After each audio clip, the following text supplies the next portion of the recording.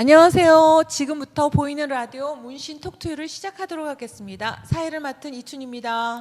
안녕하세요. 지금부터 보이는 라디오 문신 톡투유를 시작하도록 하겠습니다. 사회를 맡은 장도원입니다. 세계적인 조각가 문신 탄생 100주년을 맞이하여 우리 도시에 문신 선생님은 무엇을 남겼는지, 그리고 왜 기억하고 어떻게 기억해야 하는지를 이야기하고자 이 프로그램은 기획되었습니다. 먼저 문신 탄생 100주년 홍보 영상을 보도록 해요.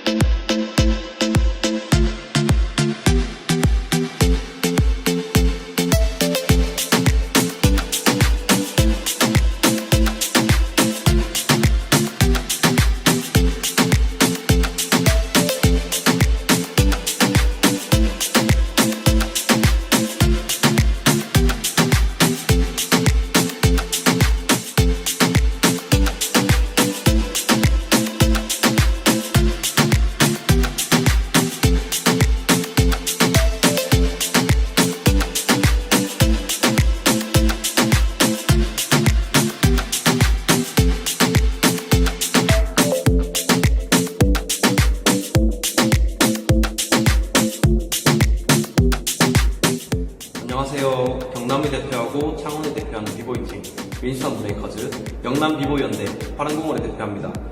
청년 문화기획자 장도원입니다. 저는 작품 활동을 경남에서 꾸준히 이어왔는데요. 여러 이야기들을 제 작품 속에 많이 녹여오는 작업을 해왔습니다. 그러면서 나의 고향, 내 고장에 대한 관심이 늘어나면서 지금 문신 선생님 여기까지 오게 되었습니다. 이번 프로젝트 문신 스토리 100에서 제가 맡은 역할은 이춘 선생님과 함께 MC 역할을 맡고 있습니다. 안녕하세요. 이야기를 사랑하고 이야기의 힘을 믿는 작가 이춘입니다. 문신 스님에 관한 이야기를 많이 썼습니다. 문신 스님을 더 잘 알리기 위해 문화기획자들과 함께 문신 스토리 100이라는 유튜브 제작에도 참여했습니다. 제가 문신 스님을 사랑하는 것은 세계적인 조각가이기 때문만 아닙니다. 고향을 사랑하고 그래서 고향으로 돌아와 손수 미술관을 지어 고향에 바친 세계적인 조각가이기 때문입니다. 그리고 우리가 이곳에 살고 있습니다. 작품은 작가의 선물입니다. 그 작품에서 작가가 경험했던 삶의 흔적을 가까이 느낄 수 있음은 차원의 선물이자 축복입니다. 노예처럼 작업하고 신처럼 창조했다는 문신이 말합니다. 문화도시는 시민이 참여하고 향유할 때 가능합니다. 그래서 신은 서두르지 않는다고 말합니다. 제가 이 프로젝트에 맡은 역할은 스토리텔링입니다. 이야기가 여러분의 삶을 풍요롭게 만들 수 있음을 확신합니다. 스페이스 하비팀에서 활동하고 있고 문화기획자로 일하고 있는 이창근입니다. 이번 문신 프로젝트에서는 조각가 문신과 함께 동고동락했던 사람들에 대해 인터뷰 영상 촬영을 통해서 아카이브 기록을 할 건데요. 이런 아카이브 영상을 통하여 조각가 문신 선생님을 알릴 수 있는 홍보 마케팅장으로 활용할 것입니다. 또한 이번 문신 톡투에서는 아카이브 영상에 총 8명의 8인 8색의 컨셉으로 각각 주제를 통해서 조각가 문신 선생님에 대해 알아볼 수 있는 시간을 가질 것이며, 이러한 결과로 문신 라디오 톡투유를 결과 발표를 진행하여서 회차별 아카이브 영상을 촬영한 2명을 게스트로 초대해서 톡 콘서트를 진행합니다.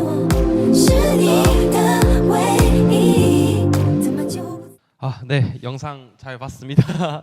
볼 때마다 좀 쑥스럽네요. 저희 얼굴 막 나오고 이러니까. 부끄러워요. 네. 항상 볼 때마다 부끄러워요. 네, 어제 저희 주임한 보도국장님에 이어서 오늘도 역시 귀한 손님 모셨습니다. 오늘은 캘리그라피 작가님 김정은 작가님 모셨고요. 그리고 우리 도시에 새겨진 조각품들 김광신 작가님 모셨습니다. 반갑습니다. 박수 한번 칠까요, 우리? 네, 우리 도시의 여러 모습들을 사진으로 아름답게 남기고 있는 김광신 작가님입니다.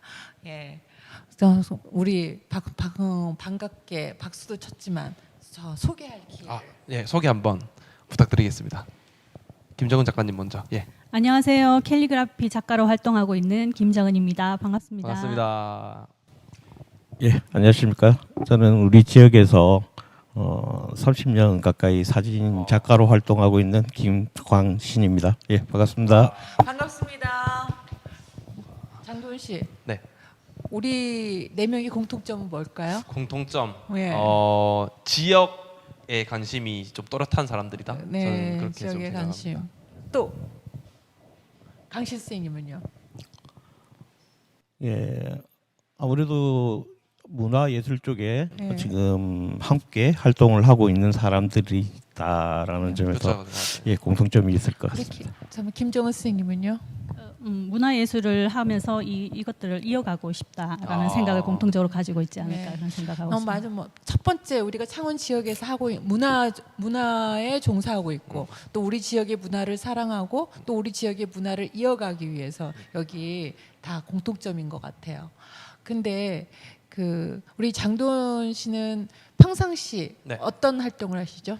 저는 비보이 활동을 쭉 해왔고요. 아까 네. 영상에서 말씀드렸다시피 그렇게 해오고 있고, 그리고 비보이뿐만 아니라 다른 장르, 그러니까 뭐 춤 쪽 장르 말고도 음악이나 뭐 오케스트라, 뭐 어떻게 보면 전통 예술이랑도 많이 콜라보해서 매년 작품 활동을 하고 있어요. 네, 그런 활동을 하고 있어요. 부끄럽네요, 이런 얘기. 그렇죠.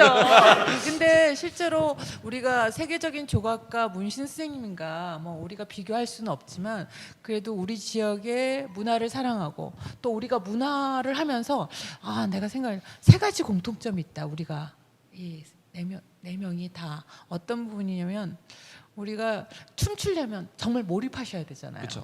조금이라도 하면 잘 다치고 맞아요. 예, 또 집중도 해야 되잖아요. 그리고 하다 보니까 우리가 다 몰입하고 집중하고 표현하고 싶어하는 것 같아요. 그래서 우리가 문신 선생님에 대해서 좀 더 잘 이해할 수 있지 않나 이런 생각들을 가지면서 우리가 100년에 문신이 태어난 지 100년이지만 또 그 100년에 우리는 문신과 비슷한 점과 또 다른 시대에서 우리가 문신 선생님을 어떻게 기억해야 될지 하기 위해서 이렇게 만났다고 생각합니다. 네. 쌤은 항상 느끼는 건데 말씀 정말 잘하시는 것 같아요. 아닙니다. 항상 느끼는 말 건데. 못합니다. 말보다 글을 조금 더 잘 씁니다. 잘 씁니다. 저희 게스트 분들 이제 말씀하시기 전에 이춘 쌤 오늘 준비해 오신 자료가 있다고 하셨는데. 네. 오늘 저는 지난번에도 이제 시는 서두르지 않는다. 네.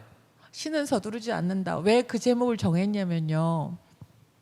문신 선생님이 그 미술관 짓는다고 한 14년 동안 거기 그 미술관 조각품 만들어서 조각 팔아서 돈 대 갖고 돈 만들어서 길 닦고 벽 만들고 이러면서 이제 일이 더뎠어요. 그랬을 때 그 이제 최성수 관장님께서 야 이래 갖고는 안 된다. 젊은 사람들 써야 된다. 막 이렇게 얘기하면 문신 선생님이 하신 얘기가 뭐냐면 그렇게 서두르지 말아라. 서두르지 말 그래. 응?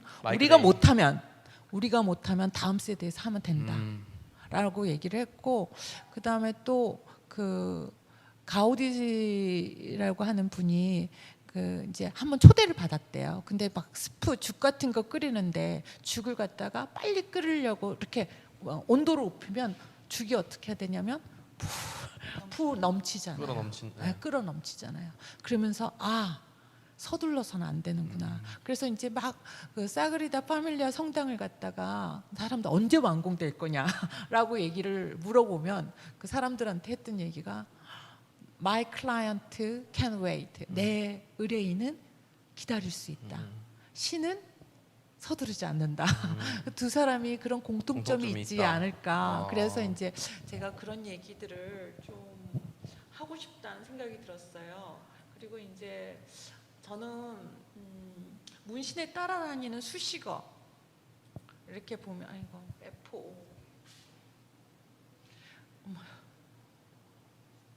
어떻게 해야 되나 계속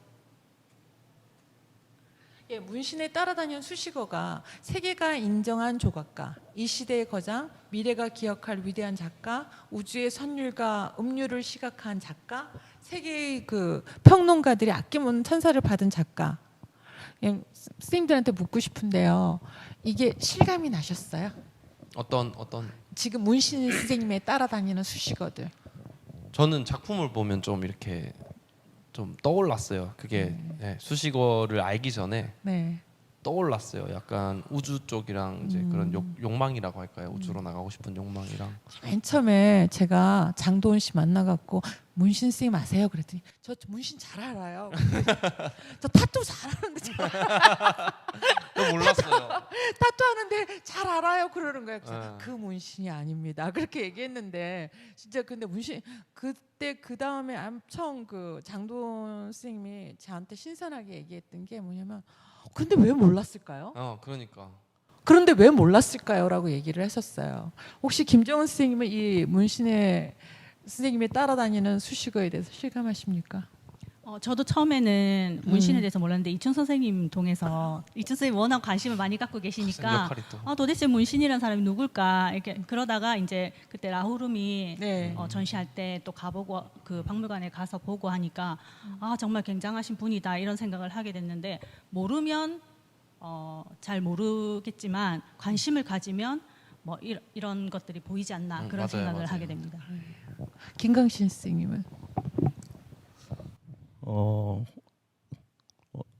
조각과 문신에 대해서는 이제 같은 저도 고향이 이제 마산 진전 쪽이다 보니 그리고 거기 우리 문신 선생님께서 계셨던 곳이 제가 또 잠시 어린 시절을 보냈던 곳과 연관도 있고 해서 이름 정도는 알고 있었고 이번에는 이제 좀 더 제가 이춘 선생님 때문에라도 스스로에게 궁금증도 생겼고 호기심도 생겼고 그렇다 보니 이제 아까 이제 우리 장도원 진행자님께서 말씀하신 것처럼 과연 우리 이제 공공 미술이라는 측면에서도 문신 조각과 문신에 대해서 우리가 얼마만큼 알고 있고 우리가 얼마만큼 이해를 할 수 있는가에 대해서 좀 궁금증이 생겨서 거기에 대한 조사를 진행했고 그 결과 몰랐던 부분에 대해서 내가 왜 이런 걸 놓치고 있었나라는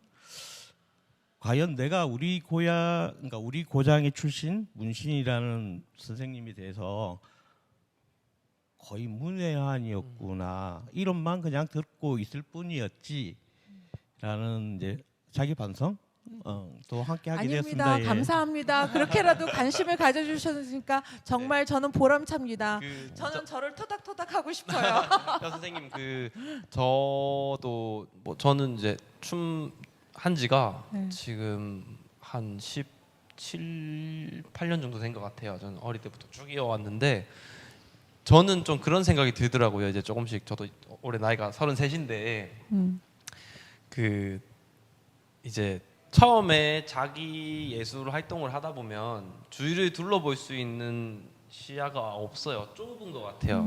더군다나 예술이라는 장르는 자기 내면에 좀 집중을 해야 하는 것도 있고 그래서 조금 주위 바로 옆에 있는 것들에 대해서 조금 잘 모르는 경향이 예술가들은 다 가지고 있는 것 같아요. 근데 어느 시점이 딱 넘어가면 저는 그렇게 생각을 해요.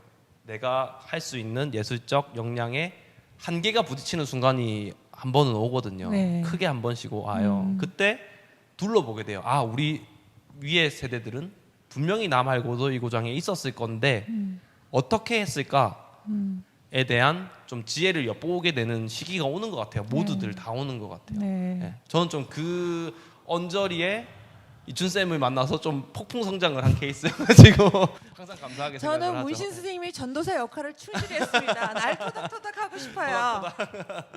네, 저 먼저 그 문신 선생님이 죽음을 앞두고 워낙 1995년 5월 24일 돌아가셨는데요. 돌아가시기 전에 4월 11일 문신의 유언이 이 미술관이 앞으로 마산을 위하고 우리 민족 미술의 도장이 되게끔 같이 의논해 주셨으면 합니다.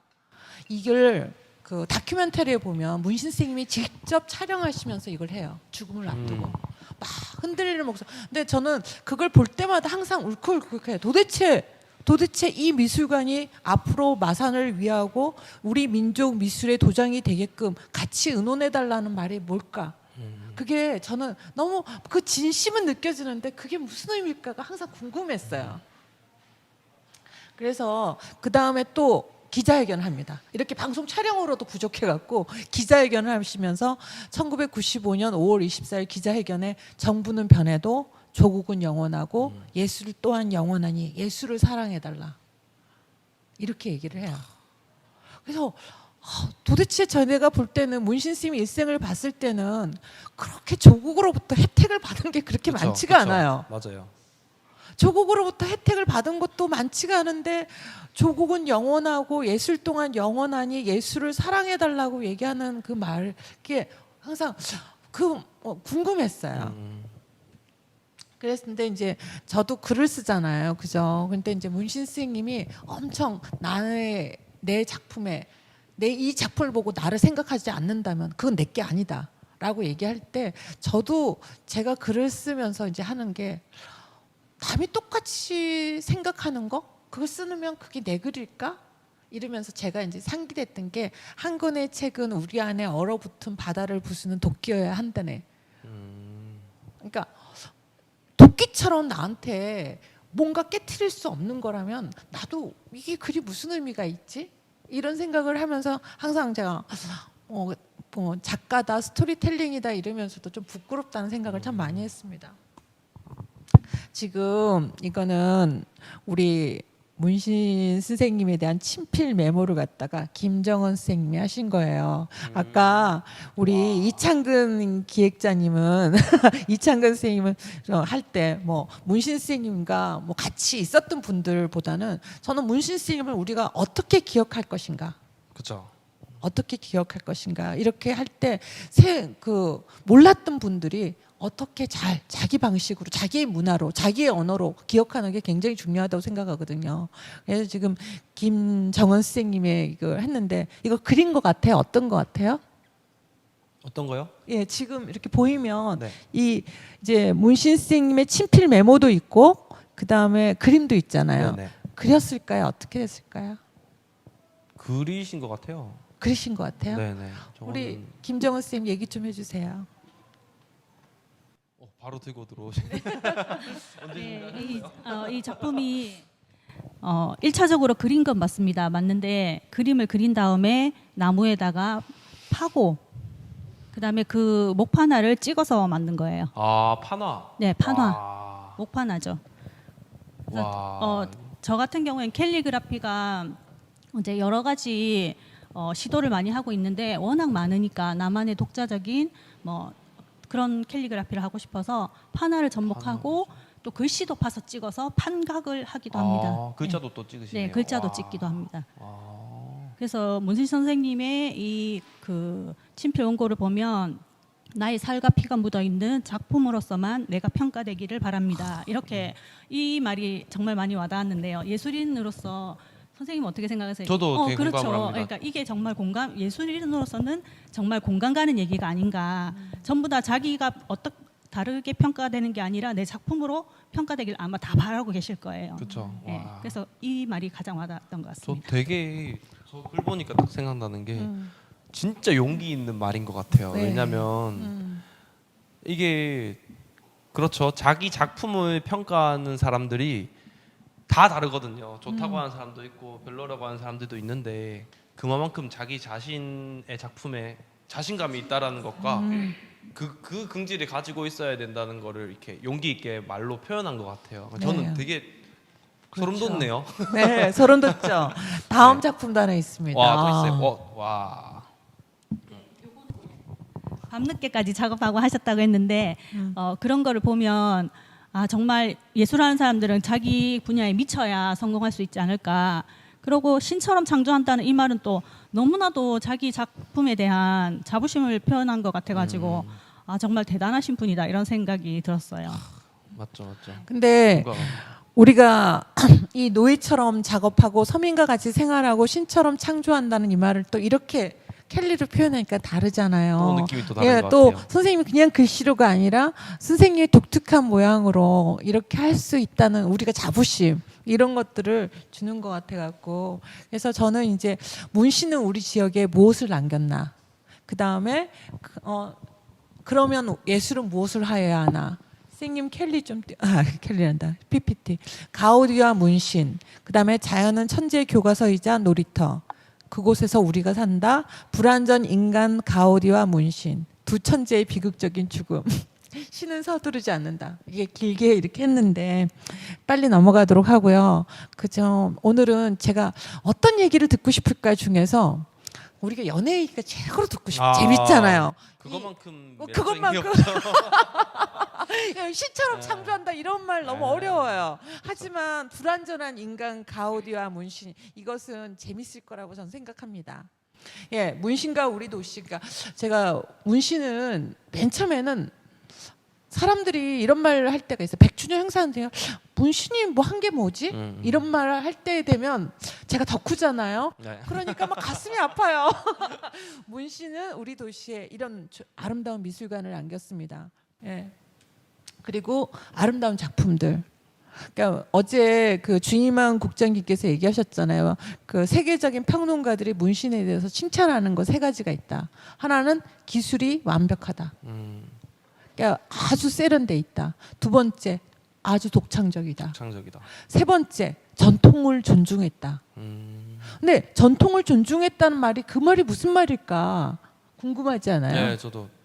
근데 문신 선생님의 곡선은 그냥 완전한 곡선이 아니고 문신 선생님의 곡선은 우리나라의 한복과 같은 우리나라의 무덤과 같은 그리고 우리나라의 그 초가집 야트마가 산 같은 우리나라 사람이 아니면 결코 창조할 수 없는 곡선이라고 문신 선생님이 스스로 얘기하세요. 그것이 나의 몸에 배었기 때문에 그게 나의 손으로 나타난다고. 자연스럽게 나왔다. 네. 그래서 저는 이제 이런 부분에서 우리가 문신 선생님 조각을 갖다 그렇게 이해를 하고 바라보면요. 아, 그렇구나. 또 다르죠. 우리가 보면 남한테 감동이 없기 때문에 저게 그런가 이렇게 해야 되지만 솔직히 우리 조선 백자를 보면서 우리가 그게 보면 아름답다고 하는 게 아니라 어느 순간 아 저게 우리의 전통미구나 라고 얘기하는 순간 우리가 할 수 있기 때문에 그런 것들 좀 해보고 싶고요. 그 다음에 우리 어시장이라든지 우리 도시 곳곳에서 문신 미술관이 딱 보입니다. 미술관이 보이면 딱 보이는 게 뭐냐면 이 채화죠. 그죠? 이 채화. 네. 근데 이 채화가 그 94년도 문신 미술관 개관했을 때 문신 쌤이 직접 그린 그 채화예요. 근데 딱 이제 이게 엄청 채화를 엄청 많이 그리셨는데 어떤 채화를 봐더라도 아 문신 선생님이 그렸다라고 하는 독창적인 것들을 가지고 있다는 면에서 우리한테 이런 것들을 남기지 않았어요. 다른 채화들도 한번 보도록 하겠습니다. 이게 문신 선생님이 그냥 이것을 손에서 저는 혹시 어제 그 주임한 국장님이 2007년도 그 바덴바덴 도시에서 그 월드컵을 기념하면서 교향악단에서 오케스트라에서 네, 문신 선생님 갖고 맞습니다. 이 조각을 보고 그 교향곡을 몇 곡 만들었대잖아요. 네, 그리고 막 음악회도 하고. 네. 나 근데 이 그림 보면 음악 같다는 거 지휘한다는 그런 느낌이 들지 않아요? 그렇지 않나요? 선생님 방금 해석하신 거예요? 네. 오. 덕후들은요 오랫동안 봐요. 덕후들은요 덕후들은 어떠냐면 꽂혀갖고 내내 자세하게 보면 발견되는 게 있어요. 그러니까 지휘하는 것 같다는 선율 같은 그런 느낌이 들고 그 사람들은 이거 보지 않고 그냥 조각품만 보고 그 문신에 대한 어떤 선입관도 없이 그 조각품에 음률이 있다, 선율이 있다는 걸 하더라고요. 근데 제가 이제 보면서 이거 거의 그 지휘할 때 하는 그런 건데 이런 생각이 들었어요. 그래서 그 다음에 이제 문신 선생님은 이런 체험만이 그린 게 아니라 여기 보면 이 바닥을 조심하라. 문신 선생님, 문신 미술관에 있는 그 바닥은 거의 문신 선생님이 디자인을 직접 다 디자인을 한 거야. 맞습니다. 그래갖고 문신 미술관에 갈 때마다 사람들이 바닥을 조심하라. 항송에서 밟겠나. 근데 문신 선생님이 이 그 디자인을 갖다가 이렇게만 하지 않고 엄청 많이 했어요. 다양하게. 이렇게도 해보고 저렇게 해보고. 그래서 저는 이제 이런 문신 선생님 그림을 그러니까 그림 그리는 거 많이 하는데 우리 청소년들 보고 꿈을 꾸려면 그림을 그려라, 꿈을 그려라. 그러면 꿈을 많이 그릴수록 생생하게 그릴수록 실현된다는 얘기들을 이렇게 보면서 그래서 이런 게 그 문신이 한 게 뭐가 있냐라고 한다면 바로 이런 일을 한 게 아닐까라고 얘기하고 그 다음에 또 그렇다면 예술은 문화와 예술의 역할들은 뭘까 그랬을 때 김구 선생이 했던 말이 있어요. 내가 원하는 우리나라. 이건 진짜 너무 많이 얘기해서 좀 진부하긴 하지만 나는 우리나라가 세계에서 가장 아름다운 나라가 되기를 원한다. 우리의 부력은 우리의 생활을 풍족히 할 만하고 우리의 강력은 남의 침략을 막을 만하면 족하다. 우리 오직 한없이 가지고 싶은 것은 높은 문화의 힘이다. 문화의 힘은 우리 자신을 행복하게 하고 나아가서 남에게 행복을 주겠기 때문이다. 장도연 선생님 춤 보면 막 신나고 좋고 행복하거든요. 강신 선생님이 이제 페이스북에 매일매일 사진 올라오면 어머 저렇게 아름다운 걸 저렇게 섬세한 걸 이렇게 막 갑자기 그냥 보는 게 아니라 다른 사람 예술가의 눈으로 보게 된다면 좀 다르다는 생각이 들어요. 맞아요. 그래서 우리가 하고 있는 일들이 그런 남들을 행복하게 해주는 일 아닐까? 그리고 그래서 제가 아까 그 누구지? 그 도은 씨가 딱 무슨 얘기할 때, 내가 어제 쓴 거 봤나? 그렇게 생각했어요. 내가 금방 쓴 거 봤나? 문화 예술의 힘 그걸 저 누구야? 그 김구 선생님 얘기는 너무 많이 뭐 BTS도 하고 너무 하니까 내가 문화 예술의 힘을 갖다가 어떻게 생각했냐면 우리의 감수성을 깨운다. 감수성을 깨운다. 그래서 감격의 순간, 감동의 순간 우리의 한계를 벗어날 수 있다. 두 번째, 이 창의성을 격려하게 된다. 이 창의성을 격려하게 되면 우리가 기존에 이렇게 고정관념을 갖고 있다는 것에 대해서 반성하게 되고 성찰하게 되고 그 순간 한계가 사라지는 거 아닐까? 생각하고요. 그 다음에 이제 그러면서 차이가 아닌 차별 그리고 대화 장르로 돼야 되고 이것이 이제 지금에서는 민주 시민의 힘으로 작동할 수 있다면 좋겠다. 왜냐하면 아름다운 사회로 만들기 위해서 우리 모두가 주인이 되어야 되고 우리 모두가 좀 더 평등해야 되고 우리 모두가 좀 더 그 정의로워질 수 있는 힘으로 됐으면 좋겠다라고 생각했어요. 그게 어제 시민과 함께하는 문신. 어제 이제 문신 탄생 100주년 기념 시민과 함께하는 문신 예술주간. 제가 이거 어제 보면서 엄청 감동했어요. 왜 감동을 했냐면 제가 항상 그러잖아요. 문신 미술관이 문신 스님의 뜻대로 돼야 되기 위해서는 문신 미술관이 온전히 시민들이 참여하고 향유할 때만이 가능하다라고 내가 계속 생각했었거든요. 그래서 어제 특히나 맨 앞에 보면 최성숙 관장님 있고 허성무 시장님 있고 이런 역할들이 좀 크다라고 저는 생각을 했고요. 그다음에 이제 그 문신가 가우디는 둘 다 천재치고는 굉장히 오래 사셨어요. 문신 선생님은 1922년에 태어나서 1995년도에 돌아가셨고 그다음에 가우디는 1852년에 태어나서 1926년. 그러면 천재치고는 요절한 분들이 아닙니다. 천재치고는. 그런데 모두 다 이분들이 가셨을 때 아쉬워하셨어요. 문신 선생님이 하루라도 더 오래 있었더라면 엄청난 더 많은 일을 했을 거라고 어제 주임현 국장님 얘기하셨잖아요. 많은 것을 남기셨을 거. 가우디가 그렇게 했을 때도 마찬가지였어요. 그가 하고 있는 일들이. 그래서 제가 조금만 가우디 같은 경우 바르셀로나의 지도를 바꾼 가우디. 제가 왜 가우디를 이렇게 얘기를 했냐면 제가 이제 나는 문신미술관하고 가우디의 사그리다 파밀리아 성당은 솔직히 규모로상은 비교할 수 없어요. 근데 제에게는 두 사람의 공통점들을 이렇게 생각해봤어요. 첫 번째, 노예처럼 작업한 천재 예술가. 그다음에 2020년이 되면 문신 탄생 100주년이거든요. 근데 2026년 되면 가우디가 서거한 100주년으로 돼갖고 사그리다 파밀리아 성당이 완공됩니다. 그래서 이 사그리다 파밀리아 성당은 150년 만에 완성이 되는 거예요. 우리도 제가 이 말에 솔직히 이것을 우리가 볼 필요가 있다. 문화도시라고 하는 것은 너무 서두르고 성과 위주로 전시 행정으로 하는 것이 아니라 지금 이것이 시작이지 않을까라는 거 저는 생각했어요. 그래서 이제 문신 선생님은 신처럼 창조했다. 그 다음에 가우디 같은 경우는 지금 거의 130년, 150년, 2026년에 이제 이 사그리다 파밀리아 성당이 하면 정말 신은 서두르지 않는다. 근데 두 사람들은 그 문신하고 가우디는 굉장히 비슷한 점이 많습니다. 문신은 그 일본인 어머니와 조선 강부의 아들이었고요.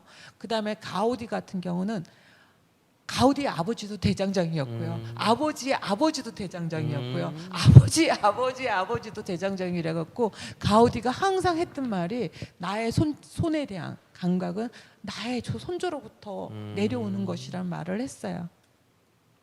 그리고 두 사람들의 또 공통점은 문신 미술관과 성파밀리아 성당이 이 사그리다 파밀리아 성당이라고 하는 것은 둘 다 아주 자연을 닮았습니다.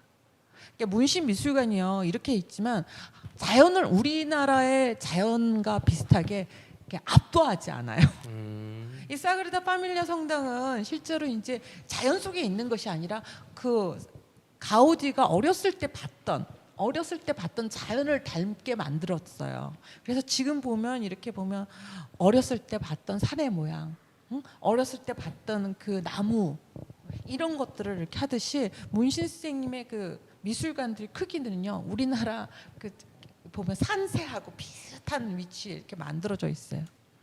그래서 두 천재 예술가의 공통점은 정말 두 사람 다 노예처럼 작업하고 서민과 같이 생활하고 신처럼 창조한다는 겁니다. 네, 잠깐 쉬는 시간 가졌는데요. 쌤 되게 뭐랄까 내용이 방대해서 한번 딱 끊어가신 거 진짜 괜찮은 것 같아요. 얘기가 이렇게 너무 많으면은 보는 사람도 힘들고 저희도 힘들고.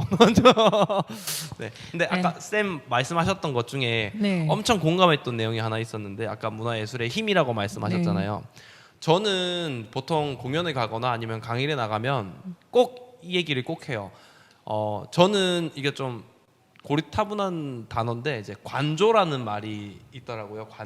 관조하다 이런 단어가 있는데 그게 이제 뜻이 내가 영화관에서 가만히 앉아가지고 이제 영화를 집중해서 보다 보면 내가 그 주인공이 된 것 같고 내가 이 자리에 있는 거를 까먹은 상태가 되는 집중을 딱 하면은 그런 상태가 되는 걸 관조라고 얘기를 하더라고요. 근데 저는 제가 하는 예술, 그러니까 춤이 가치가 있다라고 생각하는 이유가 사람들이 관조할 수 있게끔 똑같이 제 춤을 보고 흥분하고 똑같이 슬퍼하고 그런 저는 이런 얘기를 항상 해요 강의를 가면은. 근데 선생님이 아까 정리해 놓았던 그 글들이 어떻게 보면 같은 말인 거예요. 그래서 선생님이 아까 제가 그 무슨 한계를 네, 느꼈다 저는- 이 얘기할 때 내 마음속에 들어왔나? 내 마음속에 들어왔나? 우리가 어떻게 하면 그러니까 감동하기 쉬운데 그 감동하는 순간이 어떨까라고 생각하니까 한계를 넘을 수 있지 그쵸, 않을까? 그쵸. 또 어떻게 우리가 그 한계를 넘는 순간 그 전에 기존에 이게 자기 그 고정관념 있잖아요. 이런 걸 그거 하면 한계를 또 그쵸. 뛰어넘어가는 것들이 그쵸. 되는 것 같아요. 그래서 이렇게 우리가 보면 과거를 기리고 미래를 그리다 이렇게 어떤 그 기획에 이렇게 써 있더라고요. 문신 쌤의 과거를 기리고 미래를 그리다라는 얘기가 우리가 과거에 대해서 조금 더 알게 됐을 때 좀 지혜를 발견할 수 있는 것 같아요. 그러니까 어려웠던 것이 어려웠던 것만은 아니다. 그것이 어떤 성장의 힘이 될 수 있고 예술의 자양분이 될 수 있다라는 걸 저는 이제 좀 발견해주고 혹시나 힘든 사람들한테 이분들도 이랬었다라는 걸 얘기하고 싶습니다. 예, 제가 혹시 또 다른 질문들이 있었습니까? 아까 하던 얘기 중에서. 뒤로. 네, 고독했던 예술가 두 사람 다 엄청 고독했어요. 어렸을 시절. 왜냐하면 가우디는 어린 시절에 굉장히 많이 아팠어요. 그래서 학교를 거의 갈 수가 없었어요. 그 당시 그 카탈루냐 바르셀로나 이쪽이 고향인데 그 지중해 바닷가에 레노스라고 하는 그 지방이 지중해 바닷가에 있고 햇볕도 따뜻하고 그랬는데 아마 그 당시 그 위생 상태, 보건 위생 상태가 좋지 않았나 봐요. 그러니까 가우디 앞에 두 명의 아이들을 다 잃었어요. 그러니까 형이나 누나나 이렇게. 그래서 어머님께서 이제 그 가우디는 학교도 못 가고 너무 많이 아프고 죽을 것 같고 막 이러니까 어머 가우디가 나 이런 내가 어떻게 살까 이렇게 하니까 엄마가 한 말이 병약한 나를 살리신 것은 나의 어머니였는데 약한 몸으로나마 살아있다는 건 분명히 하나님이 뜻하신 바가 있을 거야. 뭔가 너에게 뜻한 바가 있을 거야라는 게 굉장히 위로가 되었대요.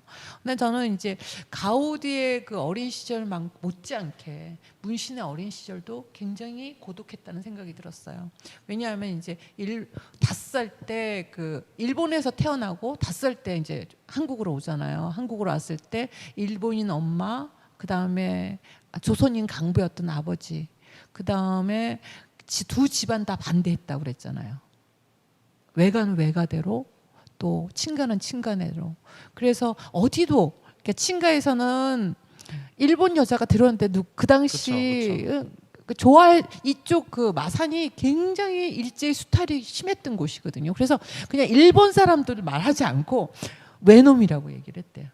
외놈들. 그랬는데 말도 안 통하는 엄마가 왔을 때, 그리고 그것도 가난해갖고 뜨개질 해갖고 생계 꾸리고 그 다음에 저 봉암 저 바닷가에서 그 조개 파고 이랬을 때 굉장히 그랬을 거고, 그나마 엄마가 7살 때 떠났어요. 그냥 개구쟁이한테. 그 다음에 이 두 사람은 흙수저였습니다. 두 사람 다. 그러니까 대장장이의 아들 가우디는 내가 남다른 공간 감각을 가진 것은 나의 아버지, 그리고 아버지의 아버지, 그 아버지가 솥 전문 대장장이이기 때문입니다. 그 다음에 강부의 아들, 이 제가 어제도 얘기했지만 일본에서 조센징이나 그 당시 조센징이라면 엄청 멸시와 차별의 대상이지만 그 중에서도 더 차별받는 사람들은 제일 막장 인생이 이 강부들이에요. 엄청 일본인들의 그 일본 강부들의 월급에 정말 절반도 안 되고요. 그리고 아주 지하 막장으로 들어갔어야 됐고요.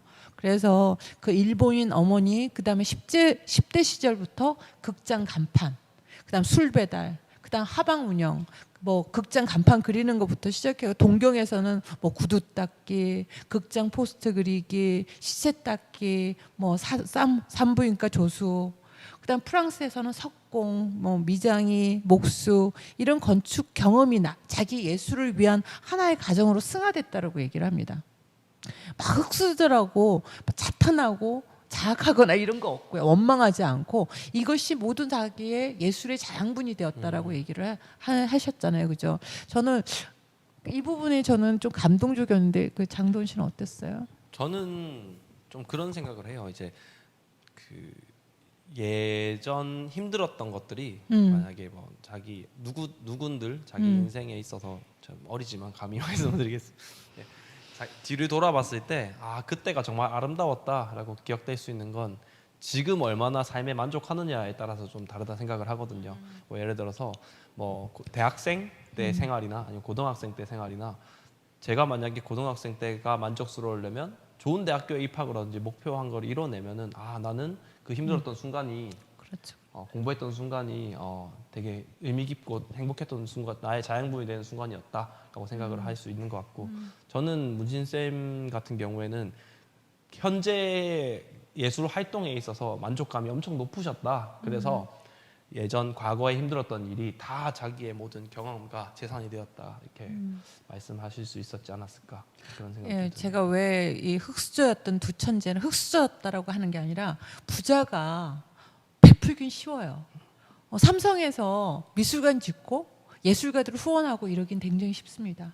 하지만 가난한 사람이 자기 걸 모든 걸 다 바쳐갖고 미술관을 갖다가 나의 피와 땀이 서려 있는 미술관을 고향에 바친다는 거는, 그것을 꿈꾸고 그런다는 건 엄청 귀하다고 생각하고요. 우리 지역에 있는 사람들이 거기에 대해서 마음의 빚 정도는 가져야 되고 고마워하고, 예술가가 아니라 하더라도 고마워하고 그런 것에 대해서는 해주는 것이 있어야 된다는 생각이 들었어요. 왜 뭐 우리가 삼성에서 그런다고 해서 다 그건 충분히 사회적으로 기여해야 되는 거지만, 나는 이 흙수저였던 그분이 그렇게 꿈꿨던 것들은 굉장히 위대했다고 생각을 합니다. 맞습니다. 네. 근데 이 자연은, 이분들의 또 공통점이 뭐냐면 자연은 천재의 교과서라고 얘기를 합니다. 예, 천재의 놀이터이자 그리고 지금 우리가 그곳에 살고 있다는 게 중요해요. 그곳에. 그래서 저는 이제 작품은 작가의 산물인데 그 아까 김광신 작가님이 지금 우리 지역에 있는 문신 선생님의 조각들을 다 사진을 찍으셨잖아요, 그죠? 예. 그러면서 제가 이제 그 작품은 작가에서 경험했던 삶의 흔적을 갖다가 우리가 가까이 보는 것은 우리 지역의 선물이자 축복이란 말을 자꾸 계속 얘기하는 게 우리 지역에 아마 이렇게 문신 선생님 조각이 이렇게 많이 깔려 있는 거 잘 모르실 거예요. 보통 잘 몰라요. 근데 또 특히나 우리 지역은 그걸 감사하게 생각해야 될 게 그 작품을 갖다가 미시옷이라는 이름 하에서 그것을 조각해 갖고 그걸 판돈으로 저걸 미술관을 지었어요. 아, 사람들은 어떻게 생각하냐면 세계적인 조각가였으니까 돈이 많았을 거야라고 생각을 하는데 유럽에서 세계적인 조각가의 명성은 가지고 왔지만 그 당시 유럽은 죽어야지 저거 작품이 가치가 올라가고요. 그 전까지는 거의 먹고 살 정도밖에 안 돼요. 그러니까 거의 그 일본에서 유학했을 때 일본에서 유학하면서 고학해 번 돈으로 가지고 저 추산동 땅을 사고요. 그리고 1945년도에 그 와서 전시한 돈으로 거기다가 초석을 이렇게 주춧돌을 하나 세운 거. 그거 외에는 완전히 허허벌판이었어요. 거기를 갖다가 우리 지역에 있는 그 지금 숱하게 깔려 있는 조각품을 팔아서 만돈으로 나무 심고 길 닦고 그 옹벽 쌓고 이렇게 했던 거기 때문에 우리에게는 엄청 가치 있는 거라고 저는 생각을 합니다. 그래서 또 특히나 우리가 그 인간은 다 한계가 있잖아요. 우리가 이렇게 그쵸. 비보이 춤 한계가 아니면 있죠. 사진 아니면 캘리 저도 또 글 뭐 한계가 있어요, 다들. 근데 이제 작가의 작품을 갖다 가까이서 있다는 것은 그 분의 체험을 우리가 느낄 수 있다는 것은 좀 생각이 들더라고요. 그래서 이제 나중에 보면서 한번 더 감상을 좀 제대로. 네, 나는 네. 오늘 김광희 선생님이 굉장히 귀한 일을 해주셨다고 생각하는데 자연은 천재의 교과서라고 지금 하는데 이게 이제 구엘 공원이거든요. 지금 보면 뭐냐면 그 가우디가 어린 시절 봤던 파도 모양이에요. 그래서 이 구엘 공원에서 사람들이 눕고 그거 하고 감상하고 그다음에 여기 있는 그 구엘 별장 같은 경우에는 거의 야자나무와 비슷한 그러니까 자기가 어렸을 때 봤던 것을 자기 작품에 녹아난 거죠. 그래서 그분은 그 가우디는 이 자연은 나의 교과서다라고 얘기를 해요. 그래서 자연은 천재의 교과서라고 얘기하면서 가우디가 곡선은 자연의 선이고 직선은 인간의 선이다. 자연은 신이 만든 건축이다. 인간의 건축은 그 신이 만든 건축을 배워야 한다. 라고 얘기를 했고요. 그 다음에 저는 문신이 어릴 때부터 저는 이 말이 굉장히 가슴이 아팠어요. 근데 다 막 자기 예술의 자양분에 대해서 막 이 바닷가 막 이렇게 하지만 뭐라고 그러냐면 어릴 때부터 슬픔 속에 자란 탓인지 즐거운 일에도 가슴이 뭉클해지고 눈을 뜨겁게 적셔주는 것 같습니다. 이 편집 구절이에요. 그래서 문신이 이렇게 세계에 돌아다니면서 계속 이 나의 고향은 거의 잔잔한 호수와 같다. 막 이런 얘기를 굉장히 많이 해요. 그래서 이제 그 가우디의 명언 신은 서두르지 않는다라는 얘기, 뭐 내 작업실 앞에 있는 나무, 그 나무가 나의 스승이다. 직선은 인간의 선이고 곡선은 신의 선이다 이렇게 했으면서 또 하는 얘기가 어떤 일을 잘 수행하기 위해서는 첫째는 사랑, 두 번째로 기술이 필요하다. 근데 이건 문신 선생님이 또 이 말을 똑같이 해요. 첫 번째로 예술을 좋아하는 사람은 먼저 순진해야 된다. 순수해야 된다.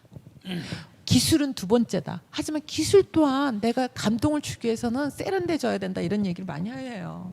그래서 이제 문신 예술의 자기의 뿌리는 아버지는 나의 작가 정신 세계의 바탕. 그러면서 흰 눈이 내린 설날의 텃밭 위에서 차가운 날씨를 무릅쓰고 부자는 연을 띄웠다. 두 부자는 겨울의 들판에 서서 푸른 하늘에 대한 꿈과 사랑과 미래에 대한 노래를 마음껏 날려보냈던 것이다. 이건 문신 친필 원고예요. 근데 아버지 어제 아버지 얘기 들었지만 아버지가 그 7살 때 떠나갔고 네. 10살 때 돌아오시거든요, 아버지. 네, 근데 아버지가 이렇게 문신생의 영웅이에요. 근데도 아버지는 같이 있었던 적이 별로 없어요. 뭐 광맥 찾으러 다닌다든지 아니면 뭐 근데도 아버지가 하는 일들이 그 엄청 도전적이었고 진취적이었다는 것들 이런 것들 하면서 자기의 문신 예술의 뿌리다. 응? 선생님 예술의 뿌리가 뭡니까?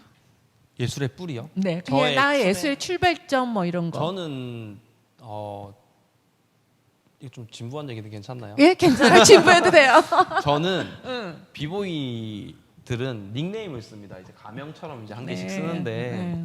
보통 뭐 그렇죠. 뭐 이름을 따가지고 쓰는 경우도 있고 뭐 저희 팀 동생 같은 경우에 이름이 은석이에요. 은석. 그래서 실버스톤이라고 지었어요. 네, 그런 식으로 이름을 자기 닉네임을 짓는데 저는 조금 특별하게 지었거든요. 저는 비보이 네임이 충이거든요. 충인데 그 의미가 조금 별납니다. 보통은 영어로 이렇게 많이 지어요. 근데 저는 한자로 지었습니다. 이제 가운데 중자에다가 마음 심자에서 충. 네. 그래서 마음을 바로잡을 충자거든요. 그래서 저는 춤이 제 마음의 중심을 잡아줬다. 네. 그래서 저는 충이거든요. 그래서 저는 안 진부해. 진부하지 안 진부해. 않나요? 보통 이런 얘기는 안 진부해. 이제 자, 김광신 선생님의 그 자신의 뿌리는 뭡니까? 사진의 동기 뭐 출발점 뭐. 저는 소위 말해서 우리나라 1세대 사진 작가 선생님이 최민식 선생님의 그 자연주의적인 포토 사진에 영향을 많이 받았다라고는 제 스스로도 자부를 하고 있고요. 그래서 어쩌면 지금 이 시대에 뭐 다양한 분야에서 촬영을 제가 감히 하고 있다고 말씀을 드리겠지만 특히 제가 관심 있는 것은 순수 사진, 자연주의에 입각한, 그러니까 즉 훼손되지 않은 그런 자연스러움에 기반해서 저는 촬영을 하려고 많이 노력합니다. 그러다 보니 뭐 제 사진에서 이제 좀 유명하지는 않지만 좋아해 주시는 분들께서 굉장히 자연스러운 사진이 너무 좋다. 그러니까 뭐 제가 표현하고자 해서 그렇다기보다 그런 어떤 주의적인 사상이 제 생각이나 마음속에 내재되어 있고 그것이 제가 찍는 사진으로 이렇게 또 표현되는 것 같습니다. 예. 우리 켈리 선생님은요? 저는 지금 생각해 보니까 처음에 이제 그 켈리를 우리가 어렸을 땐 캘리그라피라는 게 없었잖아요. 그런데 이제 중학교 때 교장 선생님이 그 서예를 되게 좋아하셨어요. 근데 지금 생각해 보면 전문적인 서예가가 아니고 취미로 그냥 하셨던 것 같아요. 그래서 그 이렇게 청소를 하고 들어가면 서예 이렇게 많이 써놓은 게 있어요. 이거 한 장 줄까 이러면서 많이 나눠주셨어요. 근데 그 중에서 한 기절이 뭐였냐면 말을 물가에 데려갈 수는 있지만 억지로 물을 먹일 수는 없다. 그래서 그거를 이제 액자를 해갖고 집에 탁 모셔놨었는데 그게 아마 제 켈리의 시초가 아닐까.